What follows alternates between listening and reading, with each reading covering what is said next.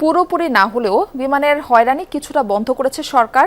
যারা দায়িত্ব পালন করবেন না তাদের চলে যেতে হবে বলে সতর্ক করেছেন বিমান পরিবহন ও পর্যটন মন্ত্রী রশিদুজ্জামান মিল্লাত। সচিবালয়ের দায়িত্বের প্রথম দিন গণমাধ্যমের সাথে মতবিনিময় করেন মন্ত্রী। বলেন, যারা ভালো কাজ করবেন তাদের পুরস্কার দেওয়া হবে। সবাইকে সাথে নিয়ে বিমানকে জনগণের প্রত্যাশা অনুযায়ী গড়ে তুলতে কাজ চলছে।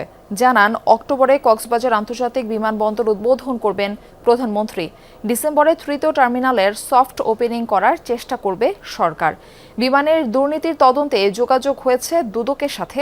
মন্ত্রী বলেন, বিমান সংকটের কারণে মধ্যপ্রাচ্যের চাহিদা অনুযায়ী বিমান পরিচালনা করা যাচ্ছে না, এজন্য নতুন বিমান কেনা হচ্ছে। ডিসেম্বরে লিজ নেয়া 10টি বিমান বহরে যুক্ত হবে বলে জানান মন্ত্রী। আমার মনে হয় আপনারা যেভাবে অভ্যর্থনা জানালেন আজকে আর আমরা এটা মাথায় নিয়েছি। ইস্যুদি ইম্পর্টেন্ট বিকজ এটা বলতে চাই না, লেট ইউ ওয়ার্ক টুগেদার। শেষ পর্যায়ে বলা যাবে আমরা অক্টোবরে ইনশাল্লাহ সেক্রেটারি সাহেবের সঙ্গে বসে প্রত্যেকটি টিম করবো।